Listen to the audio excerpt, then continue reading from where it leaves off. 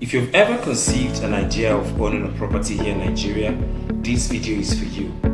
Hello guys, my name is Emeka Freedom. I'm a real estate consultant and I offer adequate real estate investment opportunities. So today we're here to learn how to buy land in Nigeria in 2024. So if you're a first timer on my channel, please consider subscribing to this channel so you could be among the first persons that would see our video whenever we post it, and also like the video so that more people can get to see this video and help themselves as well. So owning a property here in Nigeria or owning a land in Nigeria is an awesome idea. It's a very awesome idea, and people who own property here in Nigeria either bought it for investment purposes. You either want to use it for investment, or you want to build a house on it, or you want to build a business mall or shopping complex around it, or you just want to use it for agriculture, right? So owning a property in Nigeria is an awesome idea, but there is something you need to take note of. Buying property in Nigeria, in as much as it's a good idea, it also has to be done the right way in order for you not to make mistakes and lose your money. Because a lot of money is involved in real estate, you need to do it the right way, you need to do it the correct way, so you don't get to lose your money to scammers and land grabbers, okay? So number one is preferred location and budget. So when you are buying a property in Nigeria, the first thing you have to consider is the location. Okay, location and budget, because the budget usually affects the location. So the location and budget goes together. So whoever wants to get a property for you, maybe a real estate consultant or an agent or a real estate company, the first thing you need to consider is, what are my investment goals? Okay, I want to invest this year. I want to buy about 10 plots. I want to buy 20 plots in 2024. I want to invest 200 million, 500 million. When you have that at the back of your mind as an investment goal, that would guide you on making a proper real estate investment. Now the second thing you need to look at is the location, because different locations have different costs. Okay, there is a hot location, what I call the hot market, and a cold market, or you call it an emerging market. These two locations are not the same. The hot market usually comes with a lot of development, comes with a lot of stuff that makes the property a little bit expensive. So if you're someone looking at just starting out with a very small amount of money, you might be looking at going to the emerging areas where they have just lands that are very affordable and can suit your budget. And you also need to declare your budget. This is how much I have to make this investment. Number two is inspect the land. Always go for inspection. Never get into any business or never pay for any land without inspecting the land. Inspection gives you a scope of what you're looking for and what you're looking to buy, or what you're looking to put your money into. So it's either you do the inspection physically or virtually, right? What I mean by physically is you go there in person and inspect, but then there are some of our brothers in diaspora who are not in Nigeria, so it's very difficult for them to go for inspection. So you could send someone, or you do it virtually. So if you don't send someone like a brother, your mother, your parent, a barrister, someone, just a consultant to help you, like to stand in for you for this inspection, so they can tell you what this land looks like and if it's something that is worth investing, right? So it's either you send someone or you go yourself. Ensure that the land is not a committed land, okay? It's not always good to go for a committed land. What do I mean by a committed land? It's a land that belongs to the government. And when you buy a land that belongs to a government, you're doing yourself no good, because when the government is in need of that land, they will definitely come for it. Let you know that all lands belong to the government. That's not what we're saying here. All lands actually belongs to the government. But there are certain portions of the land that has been given back to the community, and these are part of the lands that real estate companies acquire and use for business, just like the one you are looking to buy. So, but when you go there, ensure that with the help of a surveyor, you chart this land, and they will find out if this land is a committed land. So never get a committed land. Ensure it is not a committed land. Then the top 10 is spot the signages and markings. Okay, this will help you to get to do your due diligence properly. So when you go there and see a signage, maybe a company name or something that has to do a landmark, pick the coordinates, pick the signage or the markings, write it down, send it to whoever your consultant or whoever in the Ministry of Land. They will help you do your findings on this property. Then you are ready to put your money into it. Inspection, I'm emphasizing on it, is very, very important. Then number 3 is confirm available company land documents. Okay, confirm the documents they have for that particular property. So you're going to company AYZ to buy a property. Okay, you want to ask them after inspection, what title does this property have?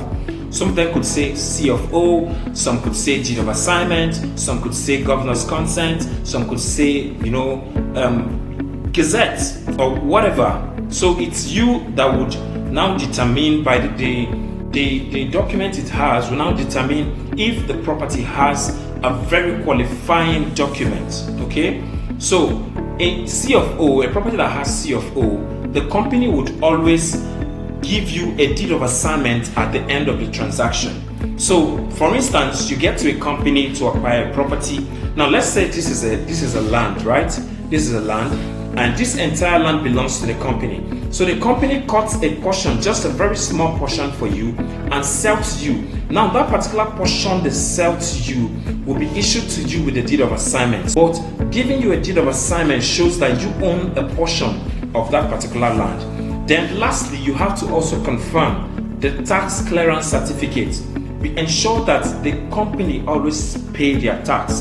That is another good reason why you should invest or buy property from them. Are you getting value?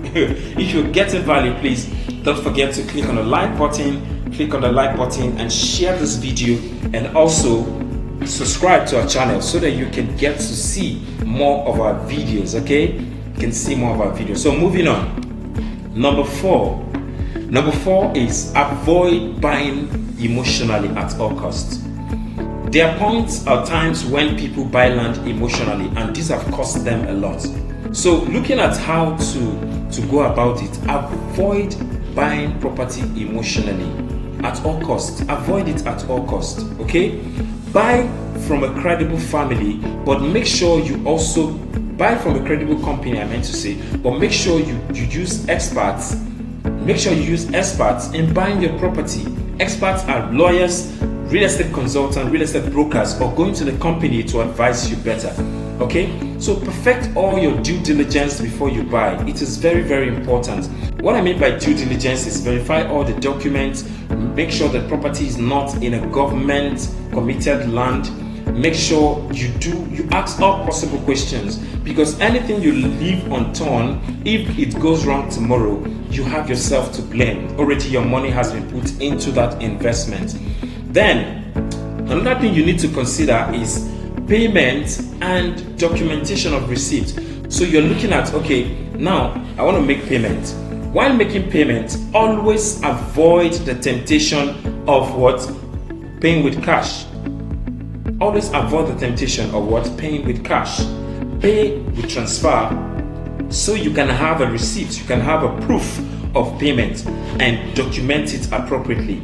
Alright, so or get a physical witness. You can go ahead and get a physical witness, someone that can actually capture or film whatever you guys are doing, or while you're making the payment and and everything. The person will capture you and get the details, and you could save it in your Google Drive or something. If eventually anything comes up, you can save yourself a lot of stress. Is this making sense? Is this making sense to us? Okay, so remember, no paying of cash. Don't pay cash. It's very dangerous to pay cash. So you can have a receipt for yourself to document. Number 6 is additional cost. Usually when you are buying real estate or when you're buying land, there are usually some form of additional cost that is attached to it. What is this additional cost? Some of them are survey plans. Okay, cost of survey plan. Some company can charge you between 100 to 600k. Then legal fees and agency fee is between 5 to 10%, and there's something that is called development fees. Now these development fees are like You know, when you hear some companies said they want to have infrastructure in their company, in their property, you know, in this very estate, they want to have infrastructure, they want to build roads, they want to put, you know, light, security, water, all these things are put under development fees. So when you pay them, you are being given the opportunity to access this when the time comes. Okay, so these are some of the additional costs you'll be charged whenever you are buying property, okay, from any company. So you have to take note of this. Number 7, this is very, very important. Follow up and document after purchase. Your document is a proof that you have a property with this party, or you bought a property that belongs to you. So confirm the payment receipt. What I mean by payment receipt is, by the time you've made payments to this company, the payment received duly signed by the company will be sent to your email, okay? And your name, make sure it is boldly written. Your name, if your name is Emeka Freedom, make sure your name is written boldly on that receipt, even while it is sent to your email. It is very, very important. Also, request and confirm the contract of sale. What is a contract of sale? It defines the contract you have with the company. Okay, contract is two-sided. So what you promised is that you are going to pay certain amount and fulfill these duties to own this property. On the other side, the company also said these are the things you will get based on your interest in buying this property. So all these informations are now contained in your contract of sale. So while you are buying, make sure these things are contained in it, and also it is sent to your email accordingly. So the third thing is get a provincial or registered survey. Although some companies give you provincial survey because the estate entirely has been registered, okay? It has been registered entirely. But then if you're not comfortable with that, you could also decide to go ahead and do your own registered survey. I think you are free to do that. Just go to the Surveyor's General Office or to the Ministry of Land and get to the survey registry, and they would help you achieve all this. Number 4 is collect deed of assignment signed and stamped by the company. Deed of assignment shows that a portion of this land has been assigned to you, and based on these clauses, this land belongs to you. Okay, so when you are buying from any company, ensure it is duly signed and stamped. This will help you claim your property even after so many years in that company, even if there are bushes there. Because you have a deed of assignment, it shows a proof that you are the actual owner of that property. The last thing, you have to collect a location certificate after physical allocation. What is a location certificate?